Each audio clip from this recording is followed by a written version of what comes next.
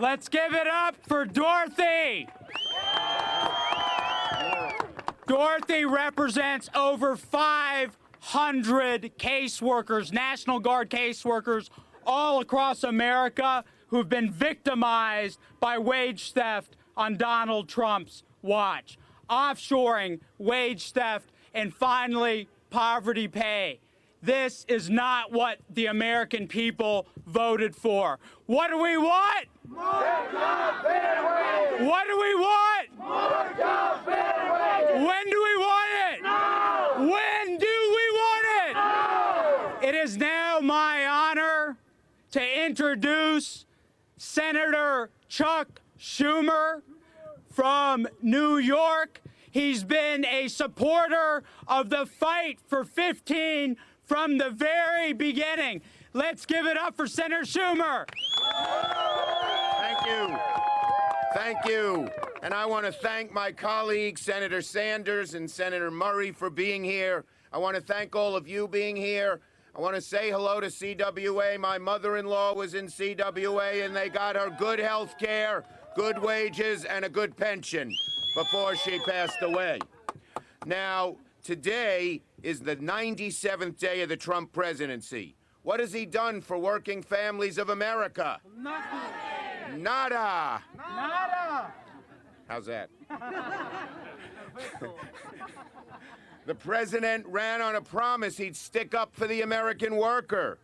He tried to talk like a different kind of Republican who might be willing to work with Democrats on issues that help working Americans and their families like all of you. But instead, the president has spent the first 100 days governing from the far right on behalf of powerful and special interests, breaking his promise to the working people of America, the forgotten men and women, as he called them, and he has forgotten them. It didn't sure take long for the president to forget them. So we're here today to say that Democrats in Congress have not forgotten about you. We're going to fight like hell to improve your lives, because that's our job, and that's the job of the president. So, while President Trump might not be doing much to stand up for working families, you can bet Democrats in Congress are going to fight to make $15 minimum wage a reality in this nation from one end of the country to the other. It's shameful. As we speak, Republicans are trying to give massive tax cuts to the uber wealthy while consistently standing in the way of giving some of the hardest working Americans a long overdue raise. $15 isn't going to make anybody rich, but it's at least going to let people live a life of dignity. And that's all. Every American who works hard is entitled to just that. And it's not just about a number. It's about respect for working people. This is a case of economic justice. In 2014, I had the privilege of having as my guest a woman named Sharika Elliott. She worked as an airport cleaner at JFK Airport. She cleaned toilets. She woke up, she went to work at night. 6 p.m. she got on a bus. There was no subway that went from her house in East New York over to Kennedy Airport. It took her about 2 hours to get there. She'd get there at 8, and she'd clean toilets all night. And she didn't even get 8 hours of wages. They said they wanted her to take an hour off for lunch at midnight. She said, I don't need lunch. I'd rather work or go home early. She couldn't. Well, she made $8 an hour. In the old days, those jobs were unionized, and they paid at least. It's not a great job. It's a job that's important, and they paid people good wages because they were unionized. But what they've done at all the airports, like they've done at so many other places, is they've contracted these jobs out, just like the nice lady from Erie, Penn, Dorothy was saying. There she is. And now they make next to nothing. You know what Sharika says? So she works all night. At 4 in the morning, she gets back on a bus, 2 hours home. She has 2 young daughters.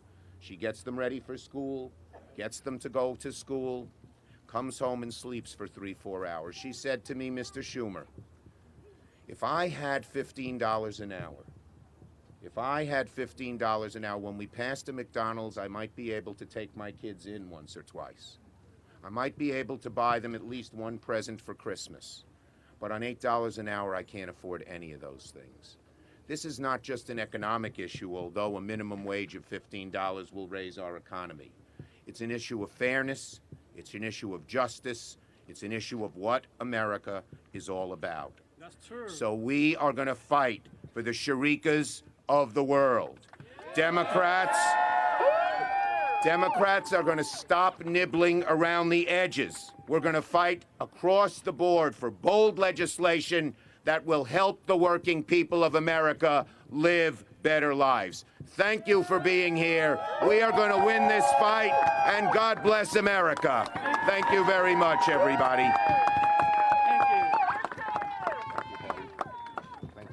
Let's give it up for Senator Chuck Schumer. He and our next speaker are helping make sure that the Democratic Party puts America's workers first. What do we want? More jobs, better wages! What do we want? More jobs, better wages! We also want to make sure workers are first, not the millionaires and not the billionaires. Senator Bernie Sanders has stood with striking contract workers with you since our first strike in 2013. He helped push President Obama to raise the minimum wage to $10.10 on federal contracts, which kicked off wage increases in states and counties and cities all across America. He's been with us, and he's leading this next chapter in our fight to take back the American dream. Let's give it up for Bernie Sanders.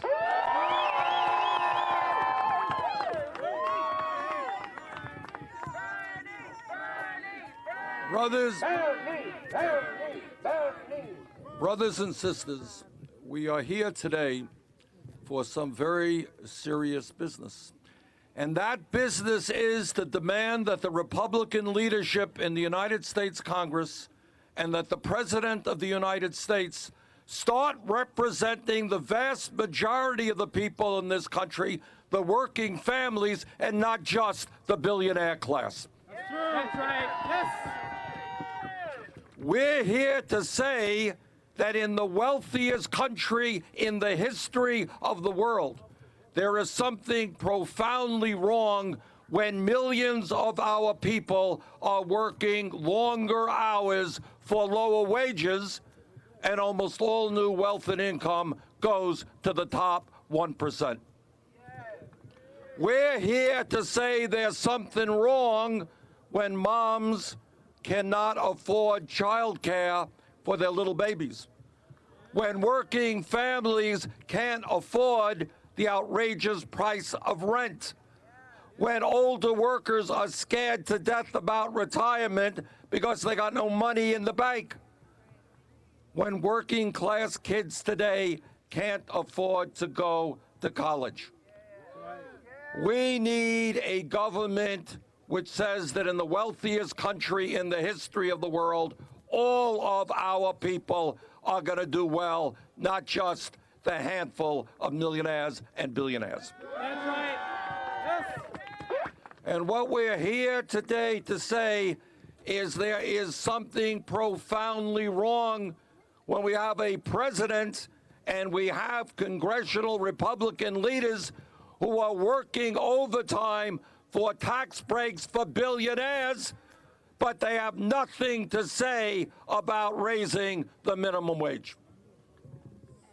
Now, I want to congratulate all of you because you have accomplished an enormous amount already, because you had the courage as part of the Fight for 15 movement to go out on strike, to demonstrate all over this country, from Seattle, Washington, to California, to New York State. You know what's happening? minimum wage is going up, and you help make that happen.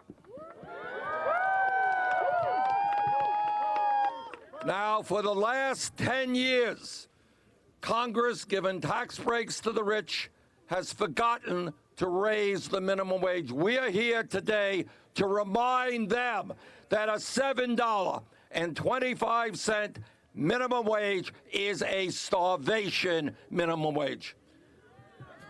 Nobody can live on $7.25. You can't live on $8. You can't live on $10 an hour. And that is why we are saying that after 10 years of inaction, the United States Congress is going to raise the minimum wage to a living wage, $15 an hour.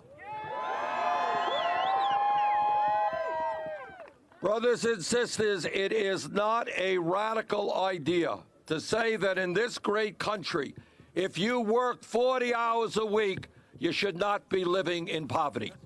That's right. In America, you should not be living in poverty if you're working 50 or 60 hours a week.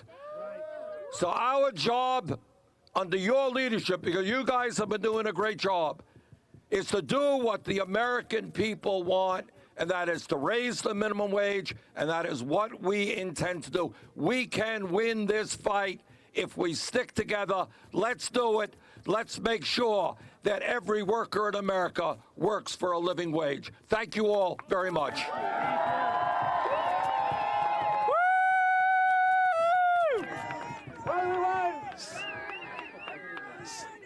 Senator Sanders, on behalf of all the workers fighting to create a Good Jobs Nation, we thank you for your leadership.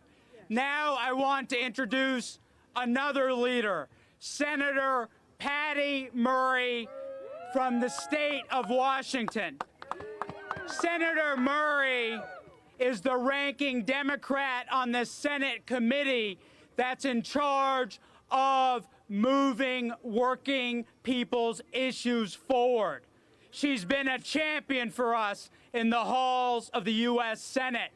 Not only that, she helped to get Seattle to pass the first $15 bill in the United States of America.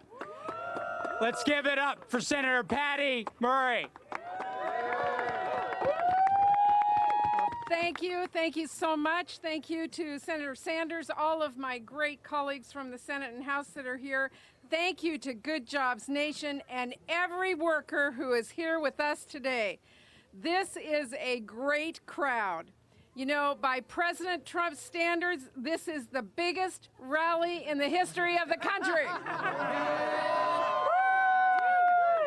So take a lot of pictures, because I hear that President Trump isn't happy about all of these rallies, and that means we need more of them, right? That's true. Right. Now, look, all of you heard the promises President Trump made to workers on the campaign trail. He'd fight for workers, he'd bring jobs back, he would drain the swamp of lobbyists and special interests who come to Washington to put themselves first, not workers and families. Well, has he done that? No! Not even close. Instead, he's filled his cabinet with swamp creatures, like Betsy DeVos and Steve Mnuchin.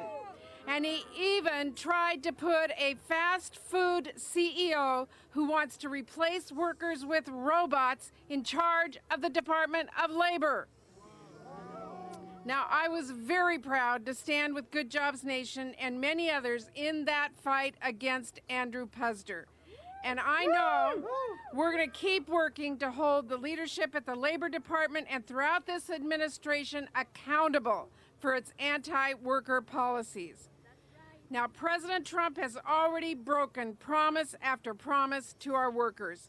During his first 100 days in office, when he's not at one of his fancy hotels or golf courses, he has focused on undermining protections workers rely on and putting forward policies that make it harder for families to become economically secure. That is the wrong direction for our country. So as hard as President Trump tries to stack the deck against our workers, we need to keep fighting back. We need to keep pushing forward and reach even further to support our working families across the country who are threatened by this administration's harmful policies. I am so proud of the strong steps taken in my home state to make sure that full-time work doesn't leave people in our communities living in poverty. I have heard from so many families and businesses about the difference it has made, and I believe we need a $15 federal minimum wage to bring that progress back to communities nationwide. That it's the right thing to do for working parents, for nearly 2/3 of our minimum wage workers who happen to be women. And as I've heard from local business owners in Seattle, it is the right thing to do for our economies. So I am glad to be with you, fighting for this strong step forward and so many others that we need to work on, helping our earners earn sick paid leave, guaranteeing paid family leave, holding businesses accountable for wage theft, allowing our workers the basic right to unionize, making sure workers' schedules are fair, ensuring women get equal pay. The list is long, and we are in the battle. And that's because here's the truth. I have seen it in Washington State and across our country. Our country is strongest when our workers and our families are at their strongest. So, despite everything this administration is trying to do, that is what we have to keep fighting for. So I know all of you are going to continue to hold President Trump accountable for every step he takes in the wrong direction. And I want to ask, are you going to fight to restore the value of the minimum wage and make sure hard work pays off in our country? Absolutely. I know you will. I know we're with you all the way, standing with you. Let's go do the fight. Thank you so much. Thank you. Let's give it up for Senator Patty Murray.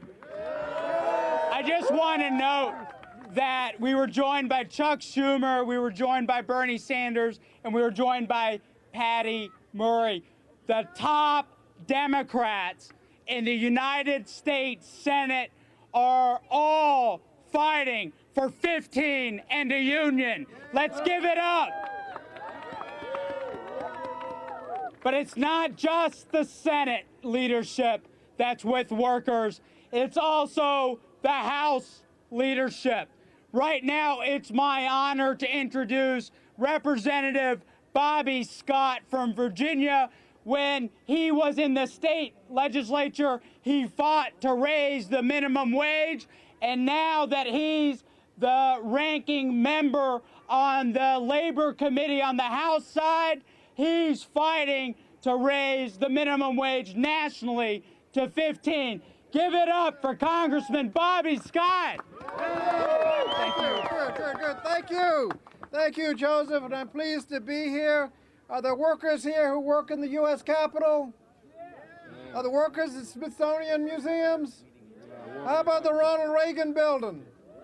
How about the Pentagon? How about Union Station? How about local call centers?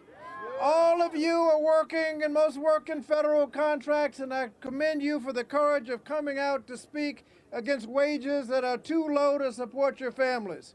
And I join your call for higher wages and strengthening protections for employees who want to organize and form a union. That's right. Now, there used to be a rule that provided that if a contractor is cheating their workers on wages and violating OSHA regulations, that federal contracting officials could consider that in awarding contracts.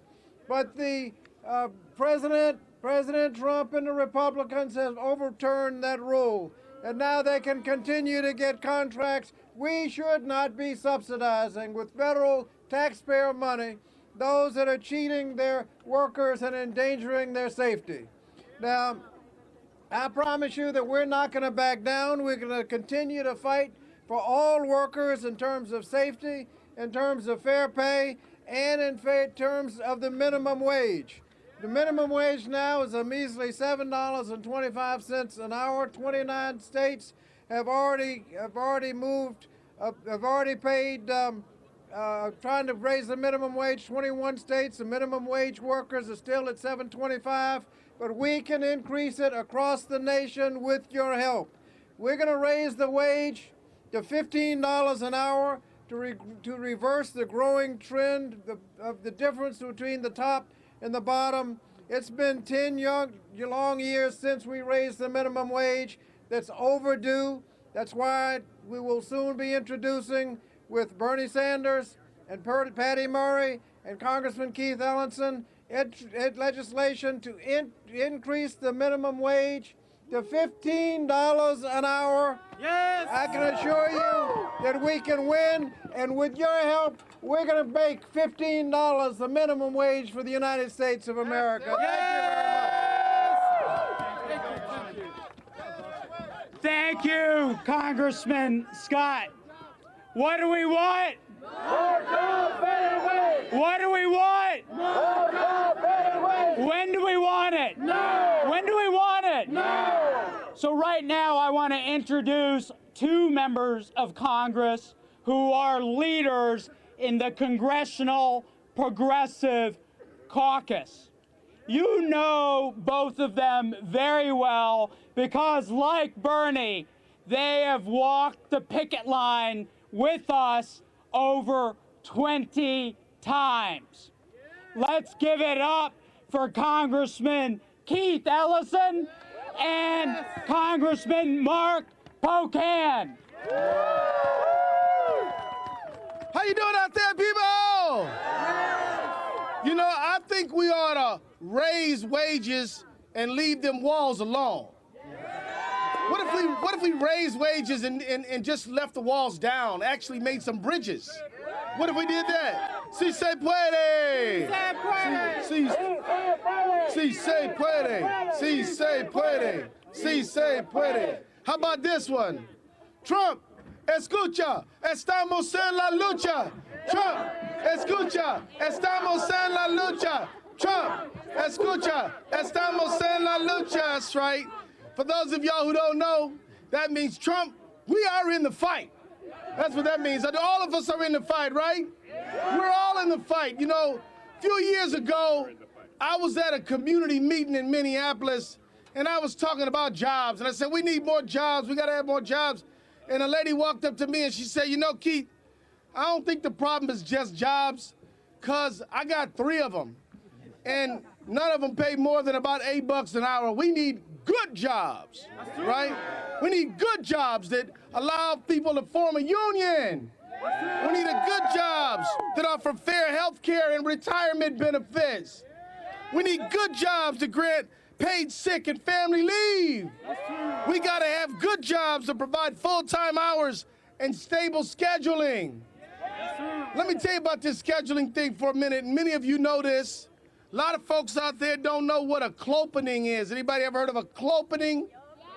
A clopening is you close, get out of there around 1 o'clock in the morning after all the customers are gone. You cleaned up, you washed up, you close, getting out. The place might close at 11, but you ain't leaving till 1 or 2.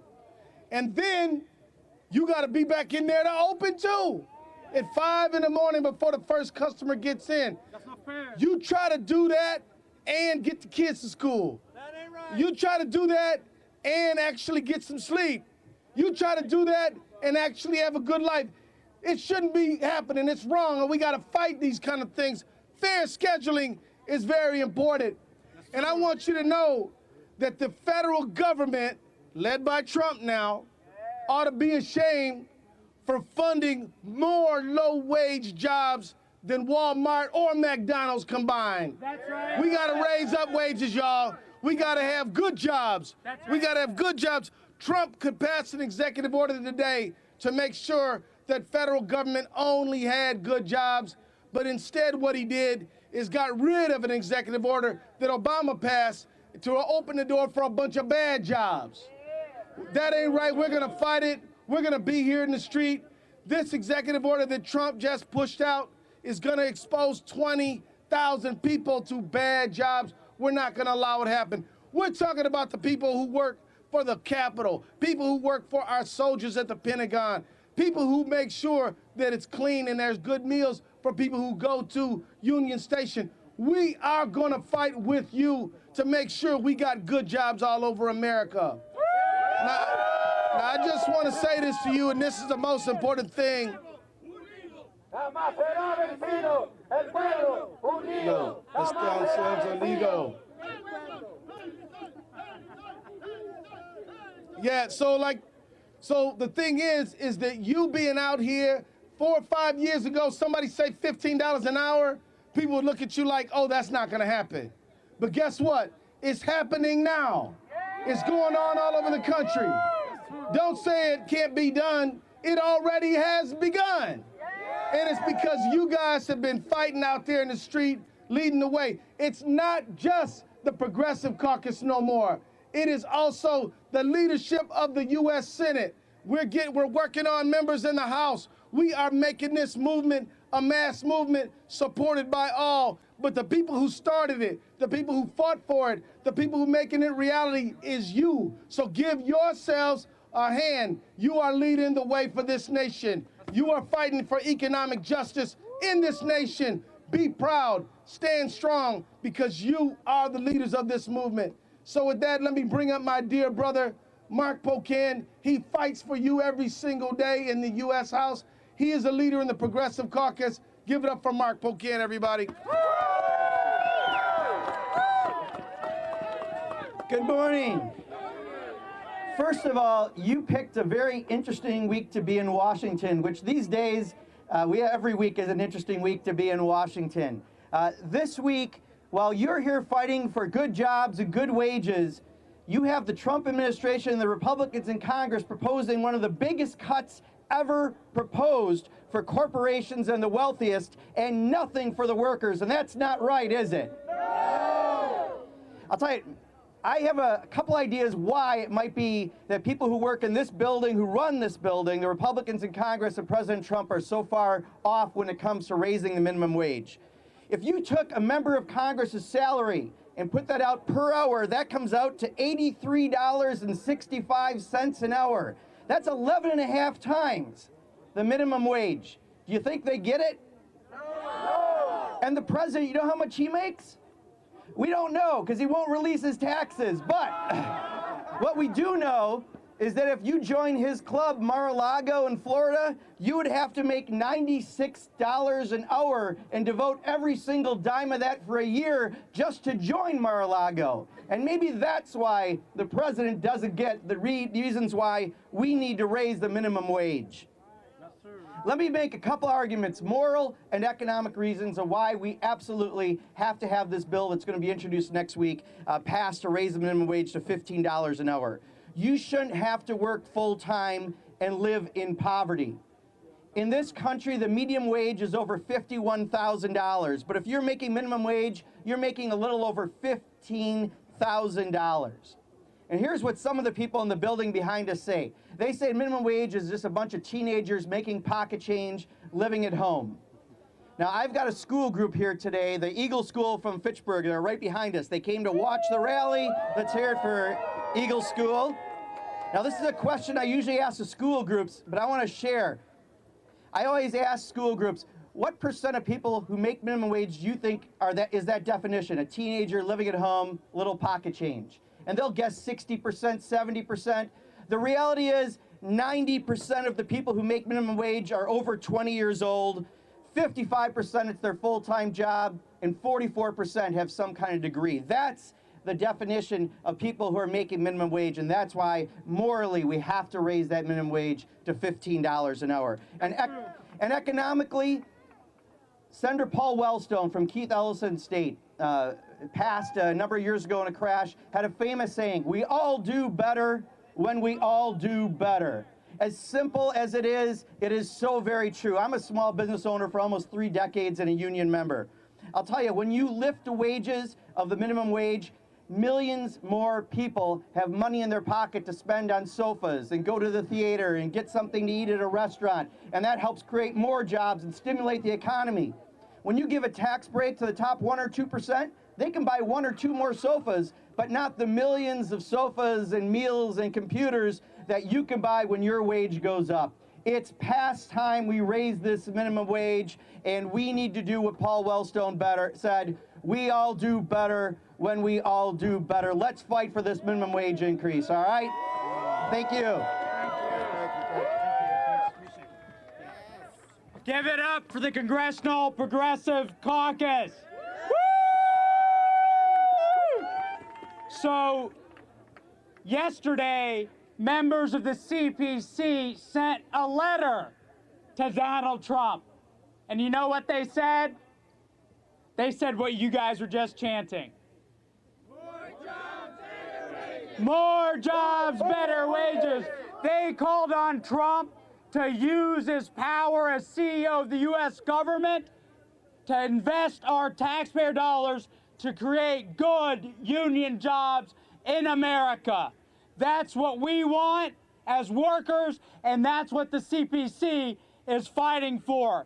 At the beginning of my remarks, I talked about instead of more jobs and better wages, we've got a war on workers happening here in the United States. And there's no worker, or group of workers that feel it more than immigrant workers in the United States today. Right now, I want to introduce Ana Gomez Ramirez. She has an important and moving story to tell. She is an immigrant from El Salvador. She's a dreamer, and she works at the United States Senate. Give it up for Ana.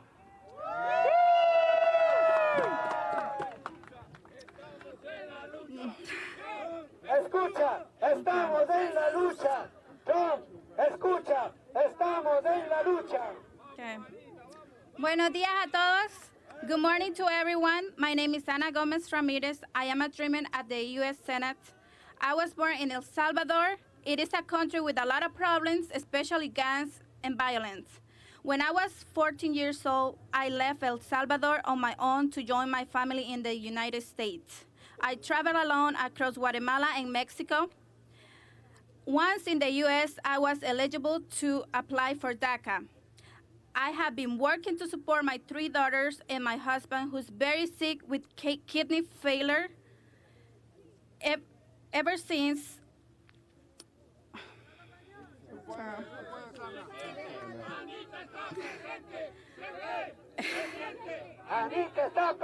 Okay. Okay. I have one question. What will my daughters do if their mother is deported? Who's gonna support them? Who's gonna work hard for them if they don't have nobody? If I could tell one thing, it will be, Mr. President's raise wages, not walls, not bans. Immigrant workers are not criminals. We are just like everyone else. We work really hard. We want to achieve our dreams, and we want to make a better life for our children. All workers deserve fair pay, good benefits, and the right to organize. Workers in America and workers everywhere deserve a chance to live their dreams. President Trump, American workers are here today with this message. Make wages, not walls. Give it up for Ana for having the courage to speak out about the oppressive policies of the Trump administration. And I want to note one thing that Ana just said, and what we are about is what she just said.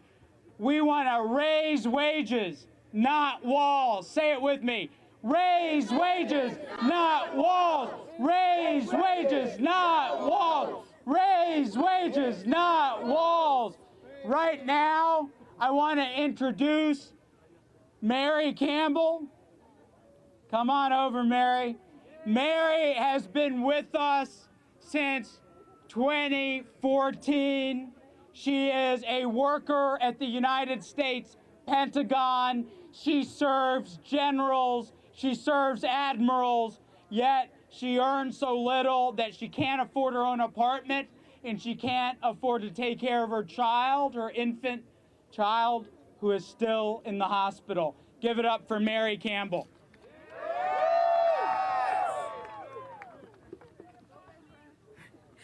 Good morning.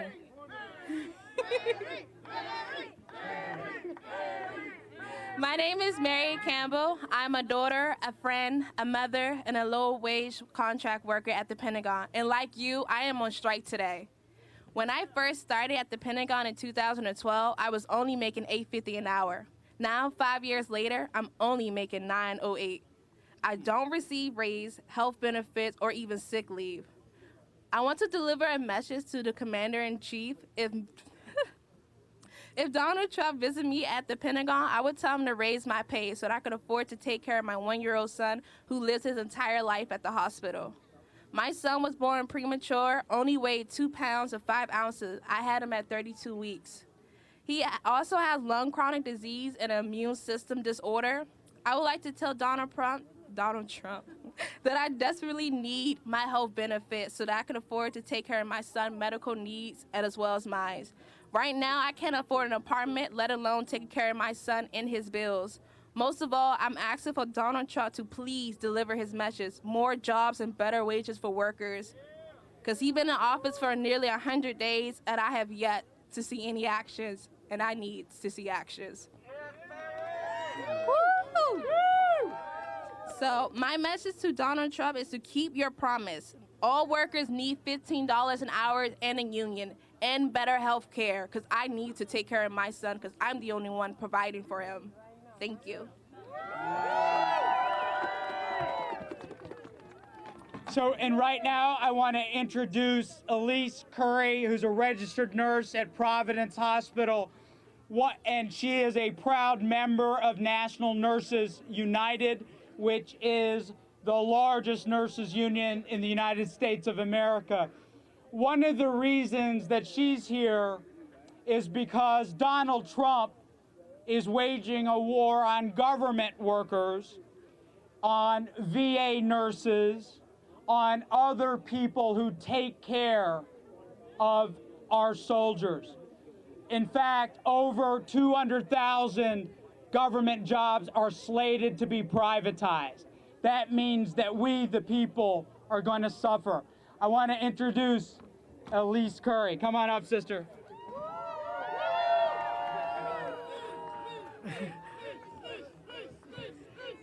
All right, good morning, everybody. As Joseph said, my name is Alyssa Curry, and I'm a nurse here in the nation's capital. And I belong to one of the largest nurses union in the country, National Nurses United.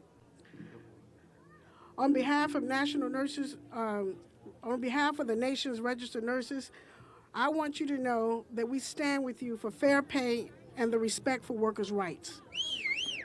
Together, we must resist the current administration and those members of Congress who are imposing these disastrous policies that benefits only the 1% at the expense of the rest of us.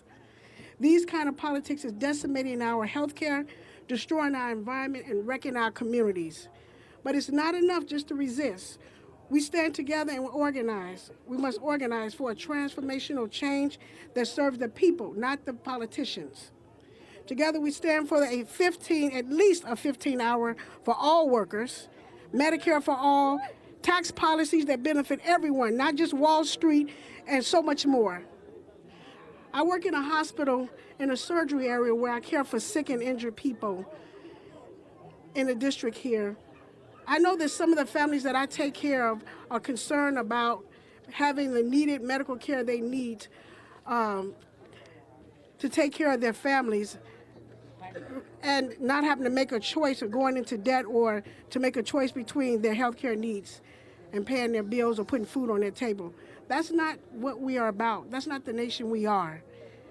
Nurses are patient advocates, not just at the bedside, but in the community and in the government. And so today we launch a new chapter in our collective campaign to build a powerful grassroots movement for justice, to organize and to transform politics to serve our communities. After this, let's go back to our communities to fight for a powerful vision of justice for everyone. As nurses, we stand together with you to build power for our shared values of caring, compassion, community, and for a movement to change the nation. Together, will be successful in building a brighter future for our nation, our families, and our communities. As nurses, we stand together with you to organize at the ballot box, in the halls of government, and in the streets. Let's fight for our minimum wage of $15. All right, brothers and sisters, not only did members of Congress send a letter to Donald Trump saying that that we need more jobs and better wages, a group of national faith leaders representing a diversity of traditions sent a letter to Donald Trump saying that he must keep his promise. Right now, I want to introduce one of our closest champions. He's been with us from the beginning, Rabbi Jason Kimmelman Block with Bend the Arc Jewish Action. Rabbi.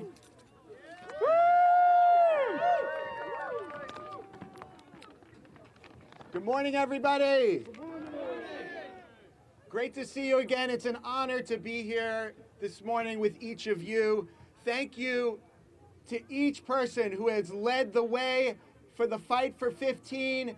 3 years ago, we had our allies in the Democratic Party finally moving to 10-10. And then we talked about $12, and now the whole party is behind $15 because of the work and the courage that you had to lead our elected officials.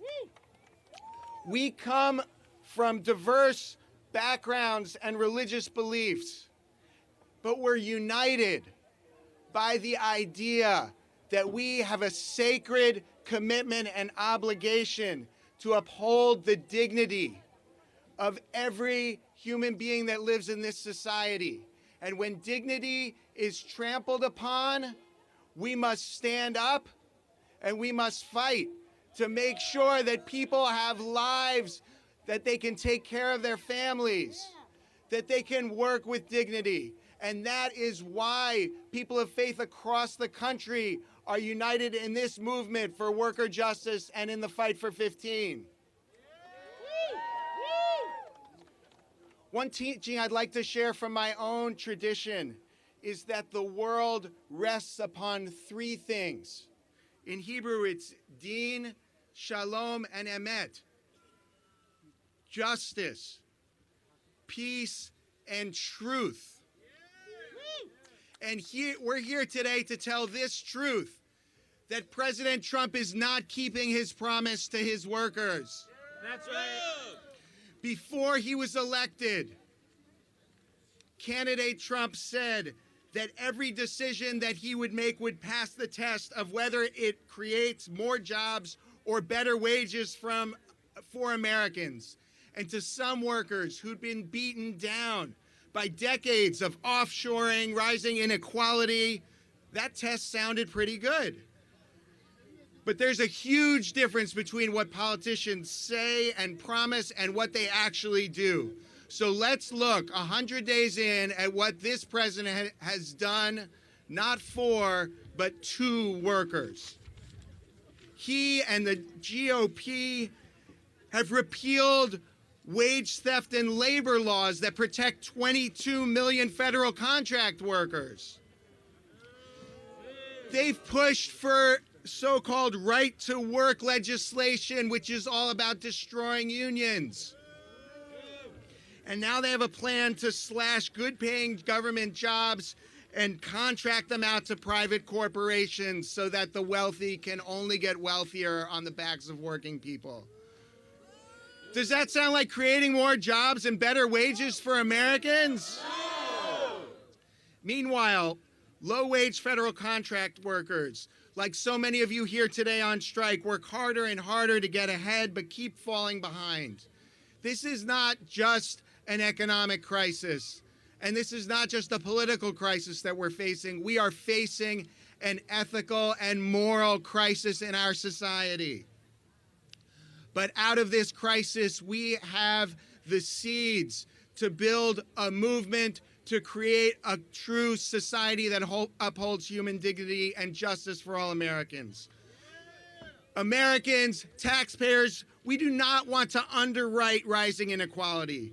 We want workers who work for the government, who have federal contract jobs to receive a living wage, good jobs, the right to organize. Anything less, and we are underwriting poverty. We need leaders, and we need a president who keep promises. We need a president who tells the truth. And we need a president to sign an executive order ensuring that all federally financed employers are model employers. And we need a president to ensure that all workers live and work with dignity. Thank you. Let's give it up for Rabbi Jason. So you know what? A lot of Republicans, when they hear that we want to go to $15 an hour, they say, "Oh, that's going to be bad for business. Businesses are going to go out, right, of business." Well, let me tell you something. That's not true. There are studies that show that when wages go up, worker productivity goes up, turnover goes down. What's good for workers is good for the bottom line. Right now, I want to introduce Mr. Stephen Price, who came here all the way from Nashville, Tennessee. He's a business leader, and he is the co-chair of an organization called Patriotic Millionaires. It's a group of executives who are standing with you to support you to raise wages. Mr. Prince? Thank you. Thank you. You know, I really just have two quick messages that I want to make. One is an economic one, and one is a moral one. 100 years ago, Henry Ford, who you may or may not have heard of, Ford car, he decided that he needed to pay his workers a living wage. Now, you know why he really did it, though? He didn't do it because he thought it was the right thing to do, because Henry could be kind of a greedy guy himself sometimes. But he did it because it was smart. He realized that he needed to pay his people enough money so they could buy his cars. I would contend that the same would be true for Walmart and McDonald's. Did you see McDonald's numbers yesterday? They just had an amazing quarter. All the rich people that are in McDonald's are making more money than they ever had. Wonder how much money went to the workers, the hamburger flippers, the people who were working, who were generating the hamburgers for all those people. I bet none of that money went to those people. That's what we've got to do. We've got to turn this thing around. Those of us that are really wealthy in this country, that's what these guys in this building are doing. They're protecting me. I don't need protection. You guys are the ones we need to protect. You guys. The second message that I want to make, and that is that one of the leading senators in this whole cause is Senator Lamar Alexander. Ironically, he's from the state of Tennessee as well. He believes, as crazy as it may seem, that we should have no minimum wage. No minimum wage. And I would contend that if that were the case, that there would be employers in America who would hire people and pay them as little as they possibly could. The only floor we have in this country is the minimum wage, and it's a silly, crazy $7.25 an hour, and I would contend that with no minimum wage, there would be people out there paying $2 an hour. Whatever they could get people to work for, that's what they would pay them. We have to change that. The gap in America is getting really crazy wide between those of us that have and those of us that do not have. We've got to bring that back together, and the only way that I see that we can do that is the minimum wage. It's the only guarantee that you have. So we've got to raise the minimum wage to $15. I will share with you one personal point. 4 years ago, I run a manufacturing business in Tennessee, and I decided that the state of Tennessee nor the federal government were going to do anything about it. So I unilaterally raised all of our minimum wage in our plant to $12 an hour. Still not enough. I have partners and they won't let me go to 15. But that aside, we also provide all of their health care and we pay their 401k.